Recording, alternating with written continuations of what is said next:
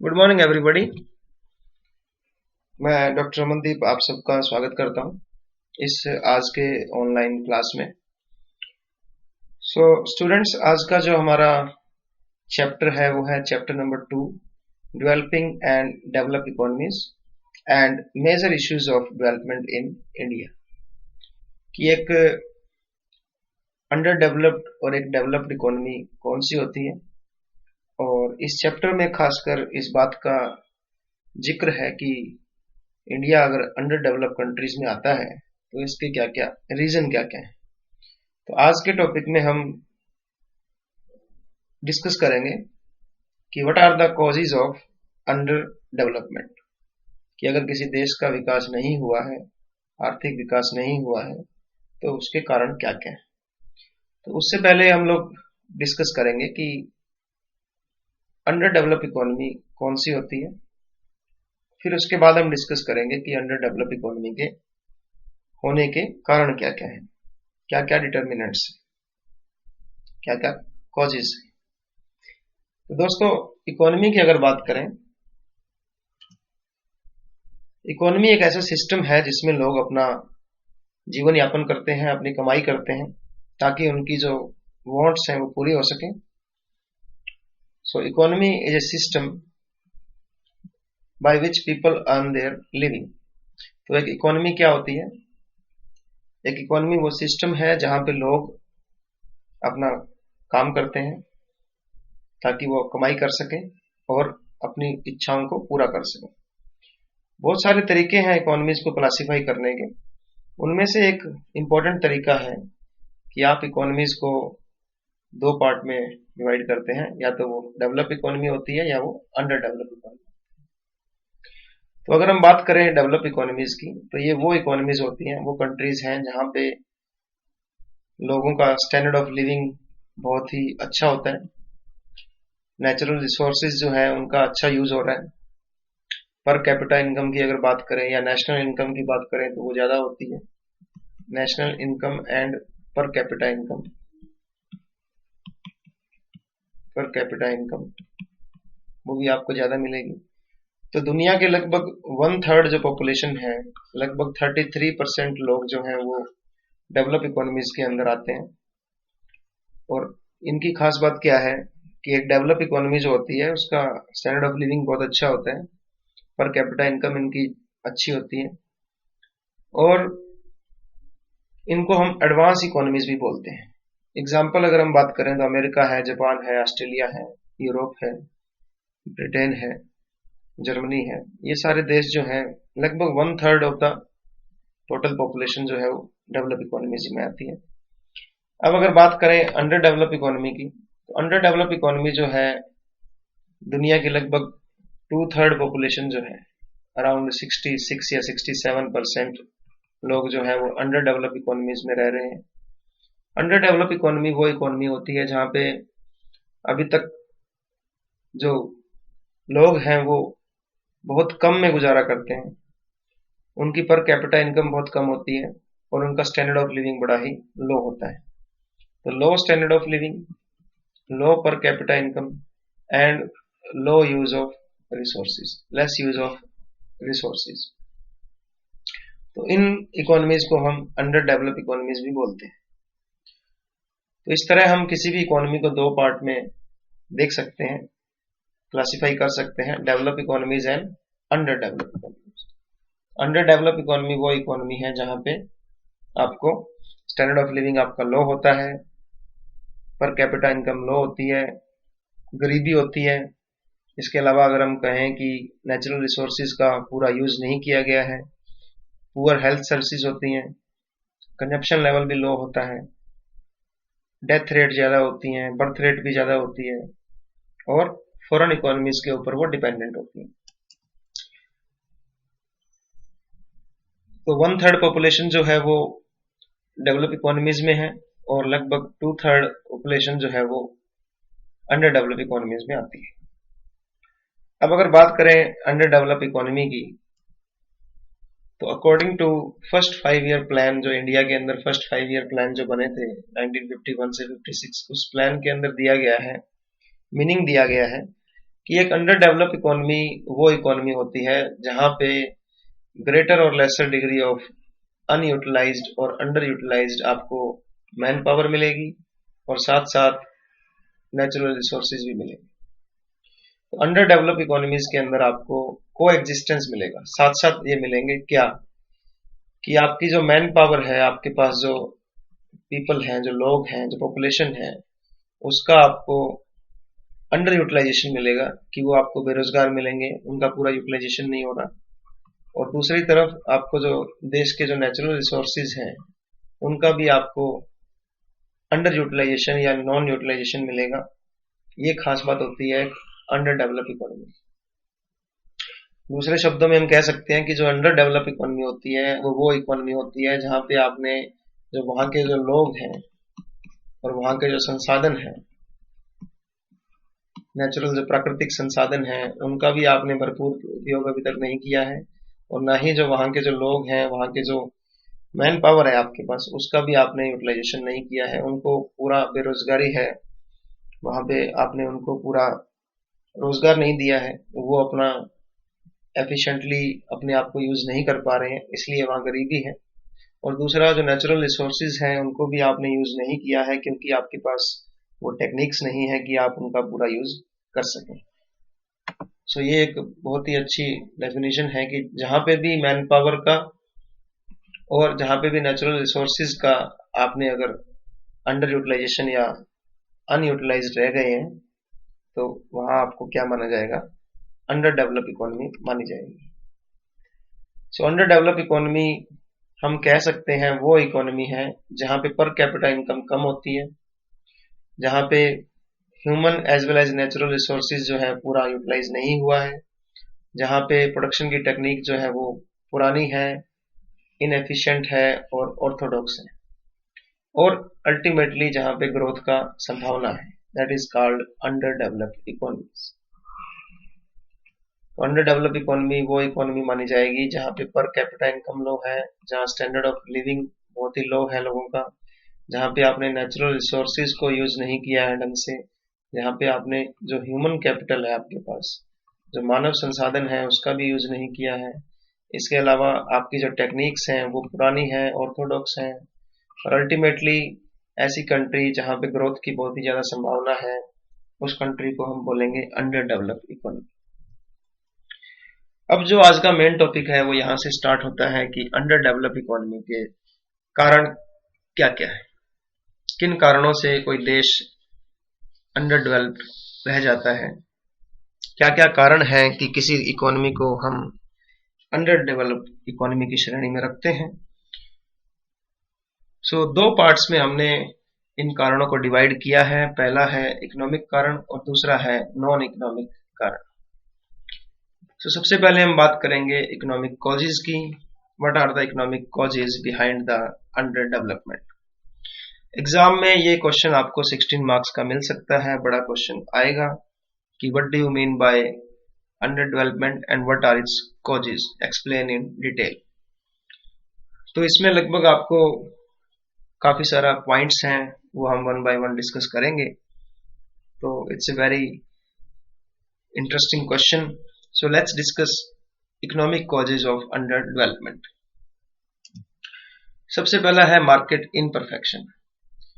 देखिए, perfect market के अंदर प्रोडक्शन जो है उसका ऑप्टिमम प्रोडक्शन होता है मार्केट के अंदर, बट इनपरफेक्ट मार्केट के अंदर प्रोडक्शन जो है वो ऑप्टिमम नहीं होता है।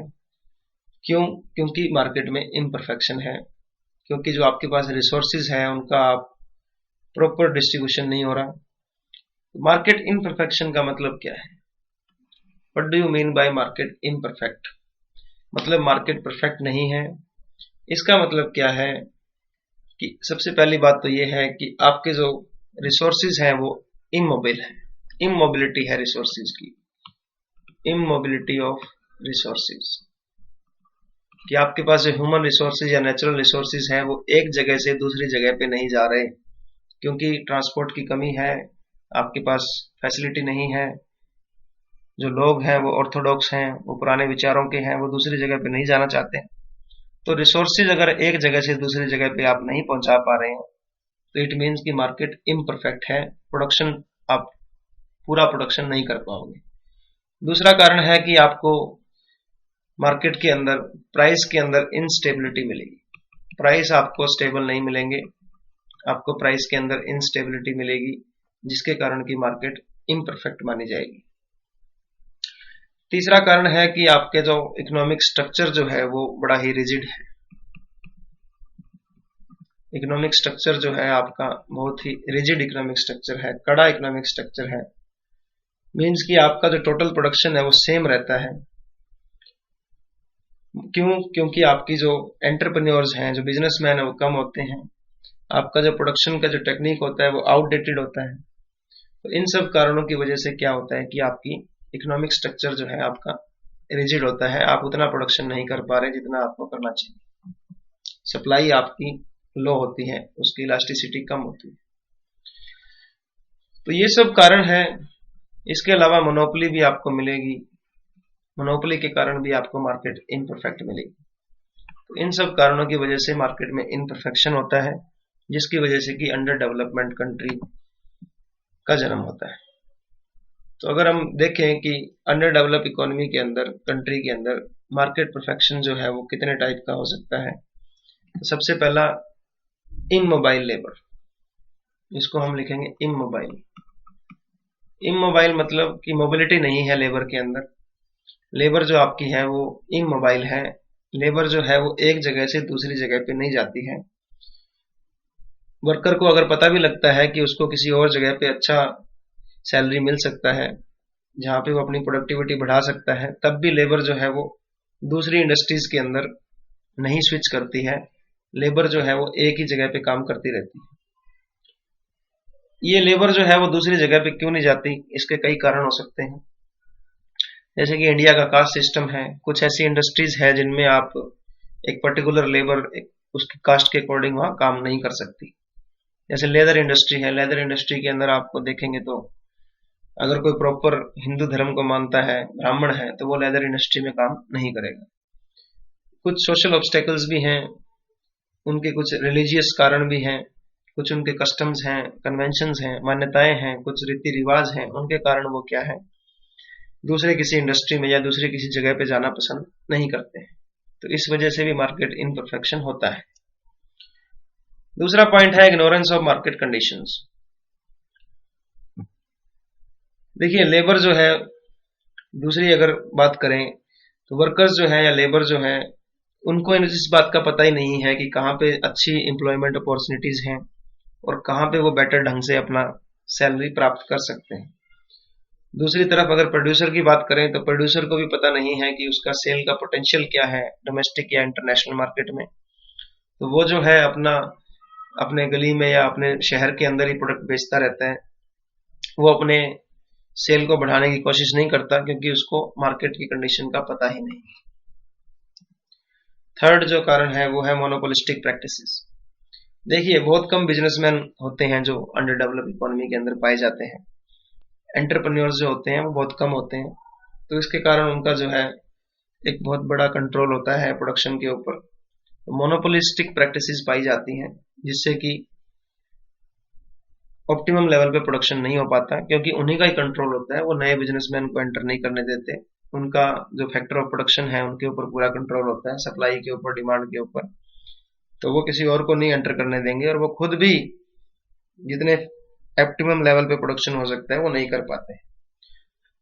तो इन सब कारणों से मार्केट के अंदर इनपरफेक्शन पाया जाता है, और मार्केट इनपरफेक्शन जो है वो एक बड़ा कारण है अंडर डेवलपमेंट कि जब आपकी लेबर जो है वो किसी दूसरी जगह पे नहीं जा सकती, अपनी प्रोडक्टिविटी नहीं बढ़ा सकती, या मार्केट के अंदर प्राइस के अंदर इनस्टेबिलिटी है, या मार्केट कंडीशन का ही वर्कर को और प्रोड्यूसर को पता नहीं है, और अगर कुछ जो प्रोड्यूसर हैं वो मार्केट के ऊपर कब्जा किए बैठे हैं, तो मार्केट इनपरफेक्शन माना जाता है।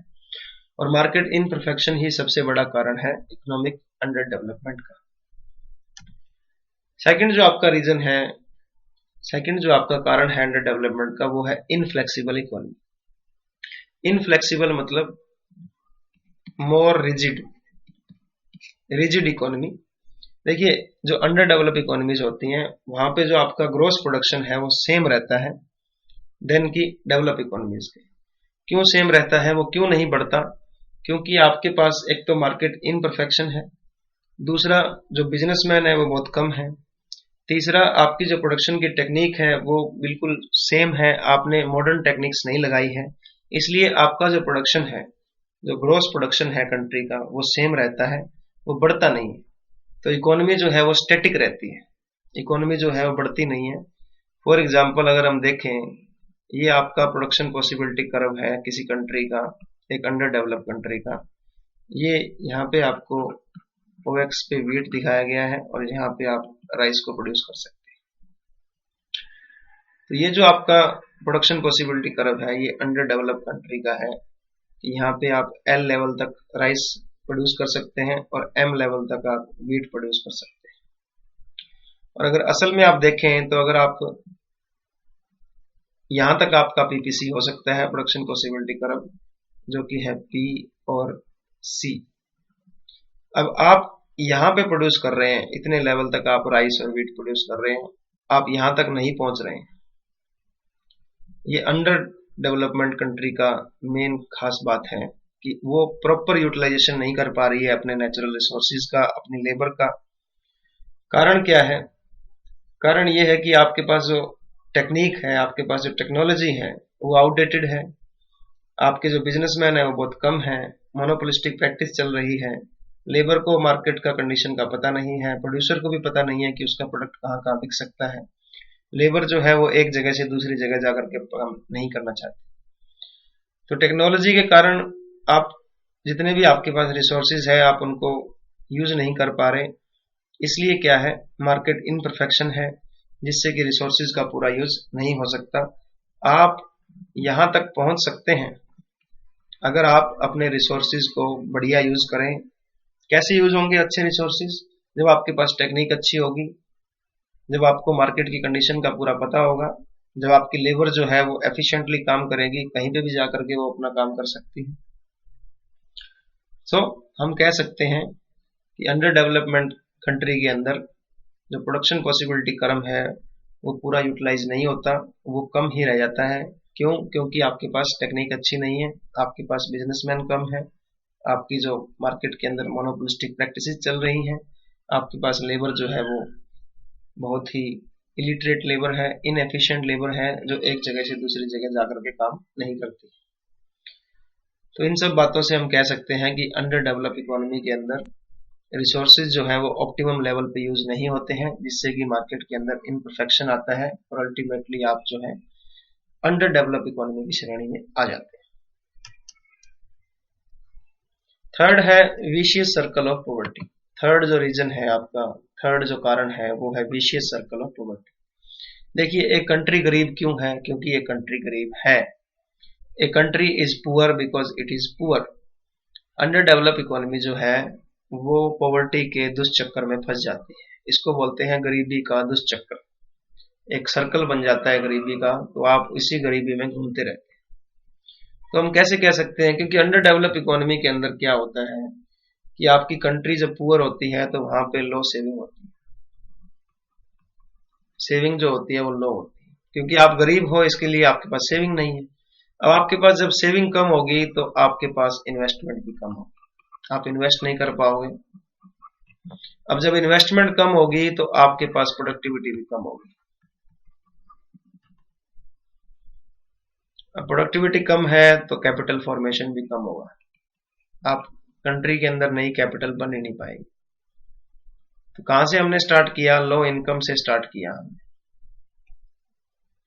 लो इनकम है, इनकम कम है तो सेविंग भी कम होगी, सेविंग कम है तो इन्वेस्टमेंट भी कम होगी, इन्वेस्टमेंट कम होगी तो प्रोडक्टिविटी भी कम होगी, प्रोडक्टिविटी कम होगी तो अल्टीमेटली कैपिटल फॉर्मेशन भी कम होगा। तो इस चक्कर में आप फंस जाते हो, इसको हम बोलते हैं विशियस सर्कल ऑफ पॉवर्टी। तो इकोनॉमिक डेवलपमेंट पॉसिबल नहीं होती है, तो इसलिए लोग जो है गरीब रह जाते हैं, कंट्री गरीब रह जाती है, इसको हम बोलते हैं विशियस सर्कल ऑफ पॉवर्टी। तो कोई देश अंडर डेवलप्ड क्यों है? क्योंकि वो अंडर डेवलप्ड शुरू से ही है। कोई देश गरीब क्यों है? क्योंकि वो गरीब है। तो गरीब जो है वो गरीब ही रहेगा, क्योंकि उसके पास सेविंग कम है, सेविंग कम है तो वो इन्वेस्ट नहीं कर पाएगा, इन्वेस्ट नहीं कर पाएगा तो पूरे देश में प्रोडक्शन कम होगा, प्रोडक्टिविटी कम होगी। प्रोडक्टिविटी कम होगी तो आपके देश के अंदर कैपिटल फॉर्मेशन नहीं हो पाएगा, पूंजी का निर्माण नहीं हो पाएगा, जिससे कि आपके द्वारा इनकम आपकी फिर कम रहेगी। तो ये भी एक बड़ा कारण है, विशियस सर्कल ऑफ पॉवर्टी के कारण आप गरीब हो, आप अंडर डेवलप हो। नेक्स्ट जो आपका रीजन है that is lack of capital formation. कि अंडर डेवलपमेंट का चौथा कारण क्या है? लैक ऑफ कैपिटल फॉर्मेशन, पूंजी का निर्माण कम होना, कम पूंजी का निर्माण होना। पूंजी का निर्माण कम क्यों होता है? क्योंकि जब भी आपको डेवलपमेंट करना है तो आपको नई कैपिटल चाहिए होती है। Formation of new capital is needed for the development of a nation. Under developed economies के अंदर नई कैपिटल बहुत कम होती है। क्यों कम होती है? क्योंकि वहां गरीबी होती है। अभी तो मैंने आपको बताया कि जब गरीबी होती है तो आपके पास इनकम कम होती है, लो इनकम। जब इनकम कम होगी तो आपके पास सेविंग भी कम होगी, लो सेविंग। सेविंग कम होगी तो आपके पास इन्वेस्टमेंट भी कम होगी। इन्वेस्टमेंट कम होगी तो आप प्रोडक्शन में इन्वेस्ट नहीं कर पाएंगे, तो प्रोडक्शन भी कम होगा। अब जब प्रोडक्शन ही कम हो रहा है तो आपका कैपिटल फॉर्मेशन भी नहीं हो पाएगा, नई पूंजी नहीं बन पाएगी। क्योंकि जब ज्यादा प्रोडक्शन होता है तभी आपके पास नई पूंजी बनती है। ज्यादा प्रोडक्शन करोगे, ज्यादा इनकम होगी, इनकम होने से ज्यादा इन्वेस्टमेंट होगी, अल्टीमेटली नया पैसा, नई कैपिटल देश में आएगी। अब देखिए कि देश के अंदर सेविंग कम क्यों होती है? क्योंकि उनकी इनकम कम होती है। और दूसरा, जितना भी आप सेव करते हो उसको आप इन्वेस्ट नहीं कर पा रहे, क्योंकि इन्वेस्टमेंट की अपॉर्चुनिटीज भी बहुत कम होती है। अंडर डेवलप इकोनॉमी के अंदर इन्वेस्टमेंट की अपॉर्चुनिटीज बहुत कम होती है। बैंकिंग फैसिलिटी, इंश्योरेंस फैसिलिटी, ये फैसिलिटीज बहुत कम होती हैं। इसलिए जो भी आप सेव करते हो अंडर डेवलप इकोनॉमी के अंदर, आप उसको कहाँ लगाते हो? बिल्डिंग के अंदर, या ज्वेलरी के अंदर, या सोने के अंदर, या फिर खर्चा करते हो लग्जरी गुड्स के ऊपर। तो इसलिए लोग जो अंडर डेवलप इकोनॉमी के अंदर होते हैं वो इन्वेस्टमेंट कम करते हैं और सेविंग ज्यादा करते हैं। वो सोने के अंदर, वो जमीनों के अंदर, वो प्लाट लेने में, इन्हीं बातों में उलझ के रह जाते हैं। अब आपने सोना ले लिया, घर में रख लिया, तो उससे कोई इन्वेस्टमेंट तो हुई नहीं, उससे कोई प्रोडक्शन के अंदर कोई कैपिटल फॉर्मेशन तो बना नहीं। तो इसलिए देश जो है गरीब रह जाता है। So because of lack of capital formation there is under development in the country. उसके बाद अगला पॉइंट आता है प्रॉब्लम ऑफ पॉपुलेशन। देखिए, पॉपुलेशन अगर किसी देश की, कंट्री की ज्यादा है तो उसकी वजह से भी क्या होता है, किसी देश के अंदर अंडर डेवलपमेंट होती है। अब देखिए, पॉपुलेशन ज्यादा होने से क्या होगा? अगर किसी कंट्री की पॉपुलेशन ज्यादा है तो उससे एक तो उस कंट्री के अंदर सेविंग कम हो जाती है, कंजप्शन बढ़ जाता है। तो जो ज्यादा अगर पॉपुलेशन बढ़ रही है, ये एक बड़ा कारण है इकोनॉमिक डेवलपमेंट ना होने का, अंडर डेवलप रहने का। अब देखिए, अगर किसी देश के अंदर अच्छी हेल्थ फैसिलिटीज हो जाएं, हेल्थ फैसिलिटी अच्छी हो गई है तो उससे हमारी डेथ रेट क्या हो जाएगी? कम हो जाएगी। क्योंकि अब हमने अच्छी हेल्थ फैसिलिटी ले आए हैं तो हमारी डेथ रेट नीचे चली जाएगी। बट हमारी जो बर्थ रेट है वो अभी भी हाई है। अगर इंडिया की बात करें तो डेथ रेट तो यहाँ कम हो गई है, अब लोग कम मर रहे हैं, बट बर्थ रेट अभी भी यहाँ हाई है। तो इससे क्या फर्क पड़ता है? इससे एक तो कंजप्शन बढ़ता है। अब किसी घर के अंदर अगर 10 मेंबर हैं, उसके 8 बच्चे हैं, तो वो सारा ही खा जाएंगे, अनाज खा जाएंगे। उनको सबकी पढ़ाई के ऊपर, उन सब के ऊपर इतना कंज्यूम हो जाएगा कि सेविंग बहुत कम होगी। अब जब सेविंग कम होगी तो वो आदमी इन्वेस्ट भी कम कर पाएगा। जब इन्वेस्टमेंट कम होगी तो प्रोडक्टिविटी भी कम होगी, प्रोडक्टिविटी कम होगी तो फॉर्मेशन भी कम होगा, कैपिटल फॉर्मेट नहीं हो पाएगा। तो पॉपुलेशन एक बहुत बड़ा कारण है। इंडिया की अगर हम बात करें तो इंडिया के अंदर पॉपुलेशन की जो ग्रोथ है वो लगभग पिछले 60-70 सालों की बात करें तो एवरेजली हमने 2% ग्रोथ की है। मतलब कि अगर इंडिया की जनसंख्या मान लो 100 करोड़ रही है तो हम हर साल 2 करोड़ की जनसंख्या हमारी बढ़ जाती है। 2 करोड़ की जनसंख्या हमारी हर साल बढ़ती है। और अगर हम कंपेयर करें इसको ऑस्ट्रेलिया के साथ, तो ऑस्ट्रेलिया की पूरी जनसंख्या ही लगभग 2 करोड़ है। तो हम हर साल एक नया ऑस्ट्रेलिया पैदा करते हैं। अब जब इतनी पॉपुलेशन जब बढ़ रही है तो इससे कंजम्पशन बढ़ता है, सेविंग कम होती है, लोड बढ़ता है, रिसोर्सेज जो है आपके ज्यादा यूज हो रहे हैं, जमीन आपके पास उतनी ही है। तो पॉपुलेशन जो है, दूसरी खास बात यह है कि जब पॉपुलेशन इतनी बढ़ती है तो उनकी एजुकेशन का इतना प्रबंध करना मुश्किल होता है। तो इसी वजह से हमारी जो पॉपुलेशन है ज्यादातर वो इलिटरेट है। अब पॉपुलेशन जब आपकी इलिटरेट होगी, अनपढ़ होगी, तो फिर उसकी प्रोडक्टिविटी भी कम होगी, क्योंकि वो एफिशिएंट नहीं है, कुशल नहीं है, उसके पास स्किल नहीं है कोई भी। वो मनरेगा में या खेतों में या कहीं किसी छोटी फैक्ट्री में काम कर सकते हैं, उनके पास उनको टेक्नोलॉजी नहीं आती, वो एफिशिएंट नहीं है, उससे हमारी प्रोडक्टिविटी भी कम होती है। हम जितना प्रोडक्शन हमें करना चाहिए हम उतना नहीं कर पाते। अब जब प्रोडक्टिविटी कम होती है तो इससे फिर देश में नई कैपिटल का फॉर्मेशन भी नहीं होता, देश गरीब रह जाता है। तो पॉपुलेशन एक बहुत बड़ा कारण है किसी भी देश की अंडर डेवलपमेंट के अंदर। कारण मैंने आपको बता दिया। नेक्स्ट अगर हम पॉइंट देखें, 6th point, lack of modern enterprises and management. देखिए, एक अंडर डेवलप इकोनॉमी जो होती है उसके अंदर मॉडर्न मैनेजमेंट की जो टेक्निक्स हैं, जो अच्छे मैनेजर्स हैं, जिनको planning, organising, staffing, directing, controlling, ये एक्टिविटीज का अच्छे ढंग से ज्ञान है, जिनको प्लानिंग अच्छी करनी आती है, तो इस तरह की एक्टिविटीज नहीं होती, इस तरह के मैनेजर हमारे पास नहीं है, हमारे पास मॉडर्न टेक्निक्स नहीं है, हमारे पास जो मैनेजर्स हैं उनको अच्छी नॉलेज नहीं है, क्योंकि उन्होंने अच्छी अच्छी किताबें नहीं पढ़ी हैं, वो अच्छी जगह से एमबीए करके नहीं आए हैं, इसलिए वो देश क्या है, अंडर डेवलप रह जाता है। हमारे पास हाई ट्रेंड मैनेजर्स नहीं है, इसलिए इकोनॉमिक डेवलपमेंट हमारी नहीं हो पा रही है। फिर है टेक्निकल ऑब्स्टिकल्स।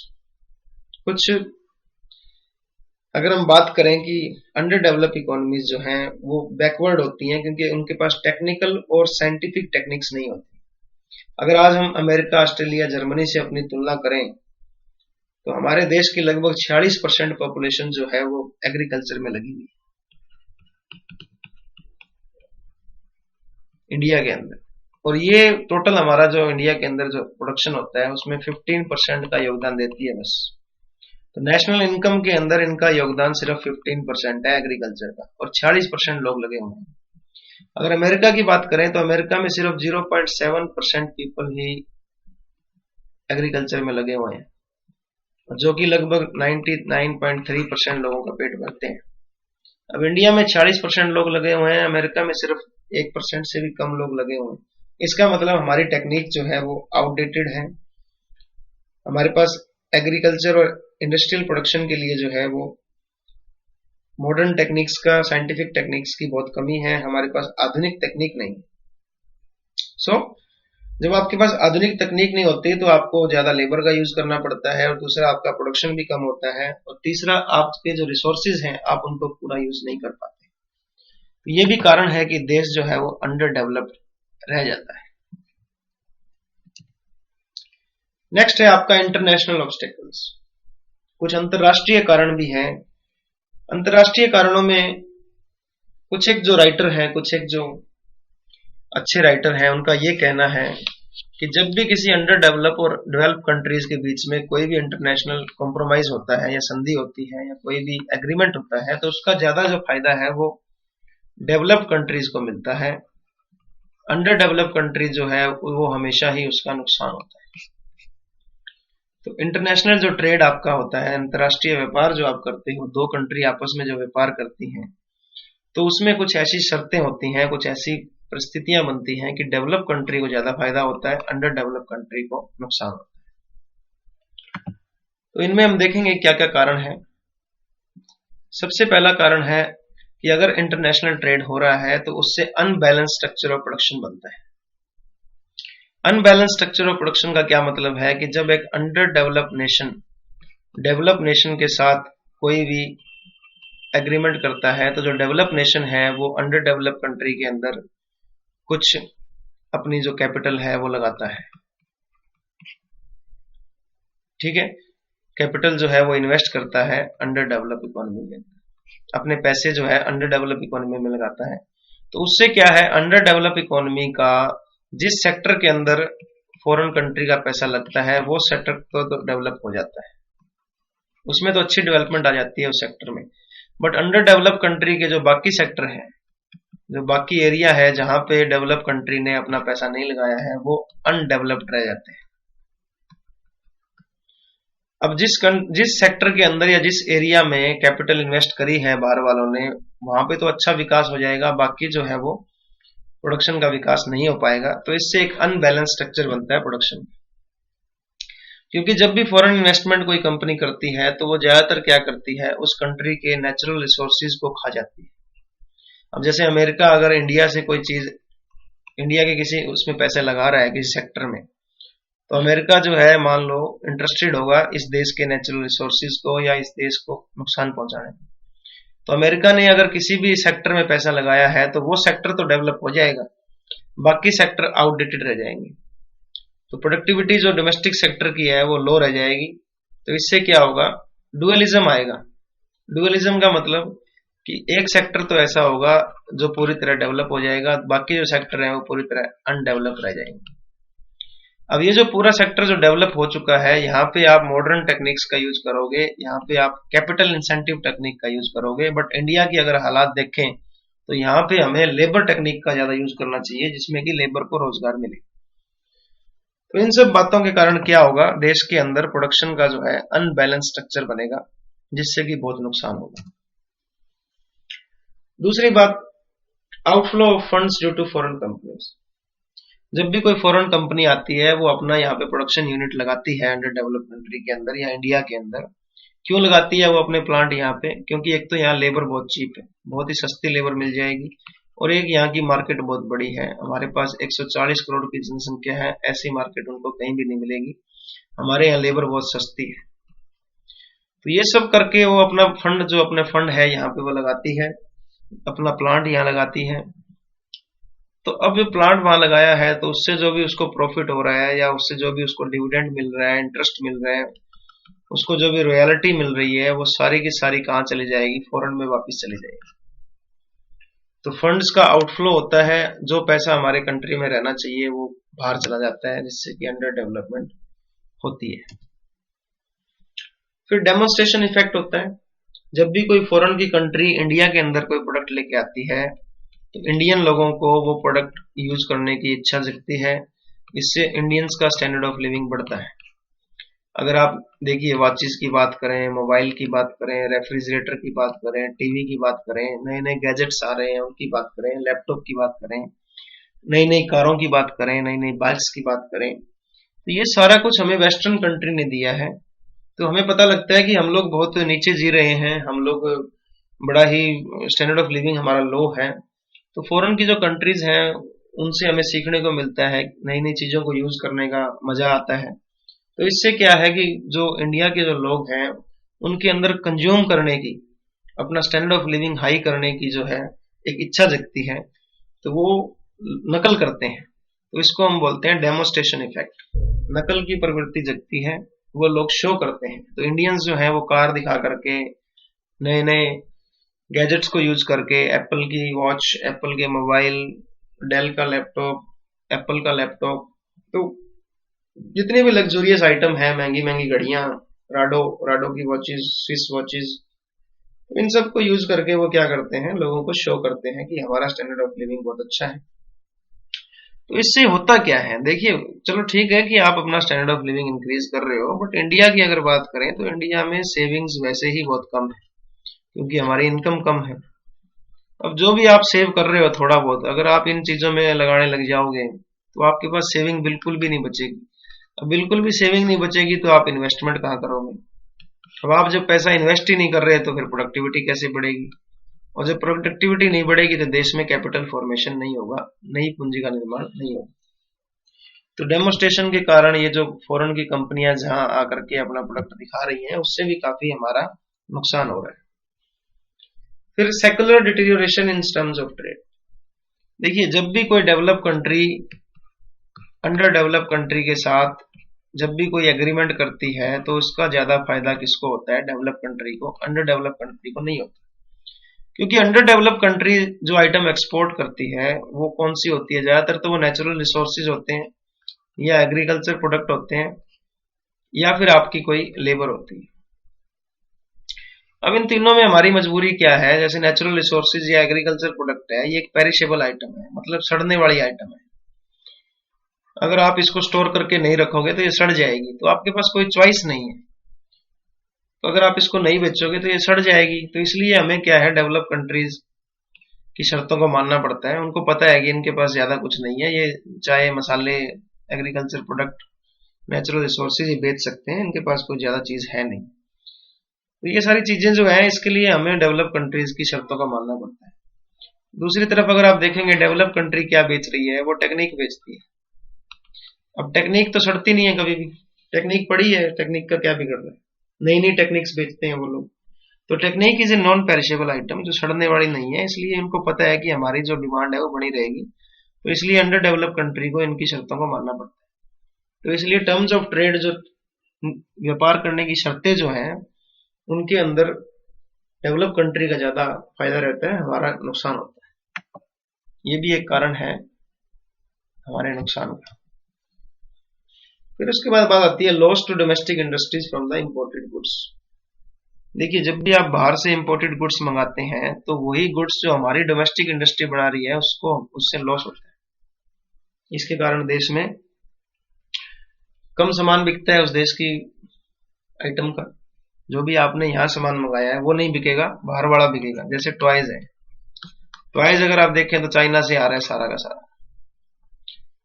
अगर हम दिवाली की बात करें, अभी दिवाली आने वाली है, तो इसमें हम पहले दिए जलाते थे, अब हमने क्या कर दिया, लाइट्स लगानी शुरू कर दी जो चाइना से आती है। तो अब इन लाइट्स की वजह से, इन टॉयज की वजह से हमारी जो डोमेस्टिक इकोनॉमी है, हमारी जो डोमेस्टिक इंडस्ट्रीज हैं, उनको बहुत नुकसान हो रहा है, वो बंद होने की कगार पे आ गई। तो इससे भी क्या होता है, हमारा डोमेस्टिक मैन्युफैक्चरर जो है वो काफी ज्यादा प्रभावित होते हैं, उनको बहुत नुकसान होता है। तो ये भी एक कारण है कि इंटरनेशनल ट्रेड के कारण हमारा अंडर डेवलपमेंट हो रही है। तो ये सब कारण थे, इकोनॉमिक कारण थे अंडर डेवलपमेंट के। अब हम देखेंगे non economic development. Non economic कारण क्या है? अगर हम नॉन इकोनॉमिक कारणों की बात करें तो सबसे पहला जो कारण है वो है सामाजिक कारण, सोशल कारण। देखिए, हमारे देश के जो, हर एक देश के कुछ कस्टम्स एंड ट्रेडिशंस होते हैं, कुछ रीति रिवाज होते हैं, कुछ मान्यताएं होती हैं, customs and traditions. In customs and tradition के कारण भी देश की इकोनॉमिक डेवलपमेंट के अंदर काफी नुकसान होता है, क्योंकि कुछ मान्यताएं, कुछ रीति रिवाज आपके ऐसे हैं जो मॉडर्न और साइंटिफिक टेक्निक को बढ़ावा नहीं देते। वो इन लोग इनको मानते ही नहीं, क्योंकि उनकी कुछ मान्यताएं हैं, उनके कुछ विश्वास हैं, कुछ धारणाएं हैं। इसके कारण वो साइंटिफिक और मॉडर्न टेक्निक को फॉलो नहीं करते। दूसरा, अगर आप देखोगे तो कास्ट सिस्टम ऐसा है इंडिया का या कुछ कंट्रीज का कि कुछ एक इंडस्ट्रीज ऐसी हैं जहां पे कुछ एक लोग काम कर ही नहीं सकते, क्योंकि उनकी कास्ट अलग है। अब जैसे देश में अगर देखेंगे तो शेड्यूल कास्ट है, बैकवर्ड कास्ट है और जनरल है। तो कुछ काम ऐसे हैं जो शेड्यूल कास्ट के लोग ही ज्यादा करते हैं। अब जैसे लेदर इंडस्ट्री है, तो लेदर इंडस्ट्री में आपको ब्राह्मण नहीं मिलेगा। तो इस तरह से क्या है, हमारे यहाँ पे लेबर को भी कास्ट सिस्टम के हिसाब से चेक किया जाता है, उनको वो काम दिया जाता है। और इंडिया के अंदर ये कास्ट सिस्टम काफी ज्यादा है। कुछ इंडस्ट्रीज में जो है वो एक खास वर्ग ही काम कर सकता है। उसके अलावा अगर हम बात करें तो हमारे यहाँ पे इतने ज्यादा म्यूचुअल डिफरेंसेस हैं, आपस में इतना भेदभाव है, जैसे कि छुआछूत है, अनटचेबिलिटी है, कुछ नीची जातियों को, कुछ जातियों को नीचा समझा जाता है, उनको छूना भी पसंद नहीं करते। हालांकि अब ये कम हो रहा है, बट अभी भी अगर आप दूर दराज के गांव में या कहीं और देखोगे जहाँ पे इलिटरेट लोग रहते हैं, अभी भी अनपढ़ता जहाँ है, वहां अभी भी जातिगत वर्ण व्यवस्था को काफी ज्यादा जोर दिया जाता है और अनटचेबिलिटी और भेदभाव काफी ज्यादा है। तो इस कारण भी जो है लोगों को डेवलप होने नहीं दिया जा रहा है। इसके अलावा अगर आप देखोगे कि ज्वाइंट फैमिली सिस्टम इंडिया में काफी ज्यादा अभी भी है। ज्वाइंट फैमिली सिस्टम कि सब लोग साथ रहते हैं, साथ रहना उनको पसंद है, वो किसी दूसरे शहर में जाकर के अपना काम करना नहीं चाहते। वो चाहते हैं कि मेरा बेटा मेरे पास ही रहे, सारे मेरे साथ इकट्ठे रहें। तो वो इकट्ठे एक ही दुकान पे काम करते रहते हैं। काम उनको नई नई दुकानें खोलनी चाहिए थी, किसी दूसरे शहर में जाकर के काम करना चाहिए था, वो नहीं कर पाते। दूसरा, अगर हम देखें तो इंडिया के अंदर एक सामाजिक कारण ये भी है, लॉ ऑफ इनहेरिटेंस। मतलब ये जो आपको इनहेरिटेंस का मतलब होता है कि आपको जो जायदाद मिलती है एक पीढ़ी से दूसरी पीढ़ी में, तो उसको हम बोलते हैं लॉ ऑफ कानून जो है इनहेरिटेंस का जो कानून है, जायदाद का जो आपको आगे बंटवारा होता है उससे भी काफी नुकसान होता है। जैसे आपके पास शुरू में 50 एकड़ जमीन थी, तो उसके 3 लड़के हैं तो 50 एकड़ तीनों में बट जाएगी। फिर आगे इसके 2 लड़के हैं, इसके 2 लड़के हैं, इसके 3 लड़के हैं, ये आगे जमीन बढ़ती रहेगी। तो इससे क्या है, जमीन का टुकड़ा छोटा होता चला जाता है, उसके ऊपर प्रोडक्शन है या उसके ऊपर जो है वो कम होता चला जाता है। तो ये भी एक कारण है। तो इन्हीं सब कारणों के कारण, कास्ट सिस्टम के कारण, फैमिली स्ट्रक्चर के कारण हमारे इंडिया में डेवलपमेंट नहीं हो पा रही है। फिर उसके बाद है रिलीजियस कारण भी हैं कुछ अंडर डेवलपमेंट के। देखिए, रिलीजन सबसे बड़ा कारण है अंडर डेवलपमेंट का। हमारे यहाँ इंडिया में रिलीजन जो है वो स्पिरिचुअलिटी को बहुत ज्यादा बढ़ावा देता है, मटेरियलिज्म को बहुत कम कंसिडर करता है। मंदिरों में, सत्संग में, जागरणों में, हर जगह जहाँ पे भी बाबा लोग बैठे हैं वो आपको यही कहते हैं कि आप क्यों इतना भाग रहे हो मटेरियलिज्म के पीछे, जो भी आपको मिला हुआ है उसी में आप गुजारा करो। तो आप क्या करते हो, भाग्य पे ज्यादा भरोसा करते हो। तो रिलीजन जो है वो आपको भाग्य में यकीन करना सिखाता है, मेहनत में यकीन करना नहीं सिखाता। तो ये जो पंडित हैं, ये बाबे हैं, ये जो बाबा लोग हैं, ये आपको संतोषी बनाते हैं। They make you more contented. और आपको यूं कहते हैं कि क्या लेके आए थे, क्या लेके जाना है ना। तो यूं भी कहते हैं कि अजगर करे न चाकरी, पंछी करे न काम, कैगे दास मलुका सबके दाता राम। भी क्या करना है, कुछ नहीं करना, ईश्वर की भक्ति करो, जो भाग्य में होगा वो खुद चल के आएगा। इस तरह से इंडिया के लोगों को इतना निकम्मा किया गया है कि वो मेहनत में कम यकीन करते हैं, भाग्य में ज्यादा यकीन करते हैं। ये जो मंदिरों में आप लोगों की भीड़ देख रहे हो, ये इन्हीं निकम्मे लोगों की भीड़ है जो मेहनत को छोड़ करके भाग्य को पकड़ने की कोशिश में है। ये क्या चाह रहे हैं, ये चाह रहे हैं कि कोई कृपा हो जाए और बस लखपति या करोड़पति बन जाए। तो ये रिलीजन भी एक बहुत बड़ा कारण है, जहां पे हमें ये सिखाया गया है कि आप ज्यादा तरक्की के चक्कर में मत पड़ो, जो भी आपको मिला हुआ है उसी में संतोष करो। तो इसलिए गरीब यहाँ गरीब ही पड़ा हुआ है, और अमीर जो है वो मेहनत कर करके आगे निकल रहा है। अमीर जो है, पंडित जो है, वो गरीबों को ये कह रहे हैं कि आप अगर गरीब हो तो ये कोई पिछले जन्म का ही कोई लेना देना है। तो पिछले जन्मों पे या भाग्य पे, इस पे आपको टाल दिया गया है, आपको मेहनत करने से रोका गया है। ये भी एक बहुत बड़ा कारण है। इसके अलावा पॉलिटिकल कारण की अगर बात करें, देखिए आजाद होने से पहले ये जो ब्रिटेन है इसने इंडिया को बहुत लूटा, इतना लूटा कि हम सोने की चिड़िया कहलाते थे, और ये इन्होंने हमें लोहे की चिड़िया बना के छोड़ा। तो ये भी हमारा कारण रहा।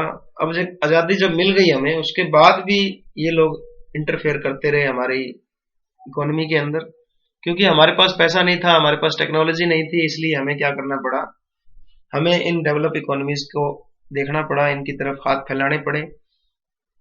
तो ये इन लोगों ने क्या किया, ऐसी शर्तें रखी कि हमारे को इनकी शर्तें माननी पड़ी। और उससे क्या हुआ कि ये जो मॉडर्न टेक्निक के बहाने ये जो कंट्रीज हैं हमारे देश में घुस रही हैं, और ये हमारे देश की कंट्रीज को खोखला कर रही हैं, हमारे देश की जो इकोनॉमी है उसको खोखला कर रही हैं।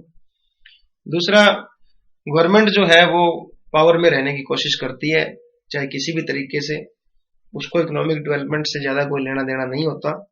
वो ये चाहती है कि मैं सत्ता में बनी रहूं और जितना खून चूस सकूं लोगों का या देश का वो चूस लूं। हर आदमी यहाँ, हर एक कंट्री के अंदर जो भी पार्टी है वो अपनी प्रोपोगेंडा, अपना ही विजन फैलाने में लगी रहती है। इकोनॉमिक डेवलपमेंट के ऊपर कम ध्यान होता है इनका। तो स्टेबिलिटी कम होती है। अगर किसी देश की गवर्नमेंट अगर बार बार बदल रही है तो वहां स्टेबिलिटी कम होगी। स्टेबिलिटी कम होगी तो फॉरेन कैपिटल नहीं आएगी, स्टेबिलिटी कम होगी तो पॉलिसीज प्लानिंग जो करी है वो इम्प्लीमेंट नहीं हो पाएगी। तो इन सब कारणों के कारण जो है हम लोग पीछे रह गए हैं, हमारा डेवलपमेंट नहीं हो पा रहा है।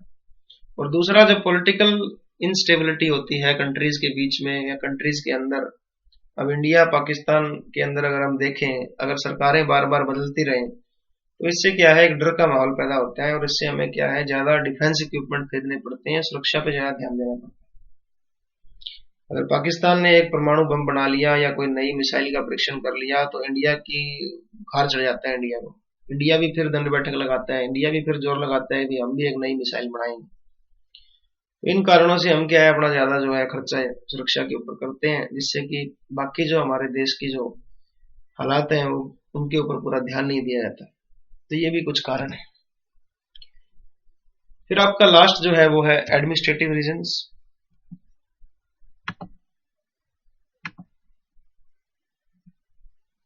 एडमिनिस्ट्रेटिव रीजंस की अगर हम बात करें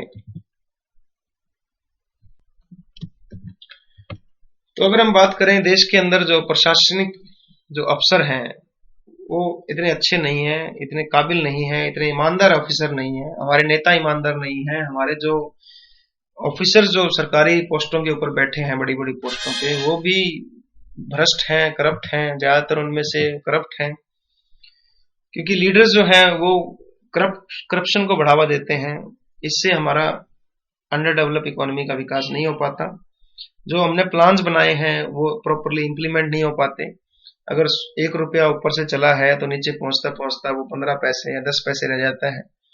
अगर कोई फ्लाईओवर या कोई भी आपने सड़क बनाई है तो उस सड़क में से किसी नेता या किसी ऑफिसर का महल बन जाता है। ये भी चमत्कार है इंडिया में। तो हमारे पास काबिल, हमारे पास ऑनेस्ट ऑफिसर्स की कमी है, हमारे पास ईमानदार नेताओं की कमी है। अब नेता जब ईमानदार नहीं होता तो वो ऑफिसर को तंग करता है, वो उसकी ट्रांसफर करवाएगा, वो उसको तंग करेगा। तो ऑफिसर अगर चाहकर भी जो है ईमानदार नहीं बना रह सकता। करप्शन जो है वो उससे क्या होता है कि प्रोडक्टिविटी कम होती है, क्वालिटी कम होती है। इससे पब्लिक सेक्टर के अंदर जो हमारा प्रोडक्शन है वो पूरा नहीं हो पाता, क्वालिटी हमारी अच्छी नहीं होती, जिससे कि हमारी कॉस्ट बढ़ जाती है, क्वालिटी कम हो जाती है और फॉरेन की मार्केट जो है वो यहाँ आकर के कब्जा कर लेती है। तो ये सब कारण थे किसी देश की अंडर डेवलपमेंट के। हमने 2 कारण देखे, इकोनॉमिक और non economic. So thank you so much for listening. If you have any doubts please contact me. Thank you so much.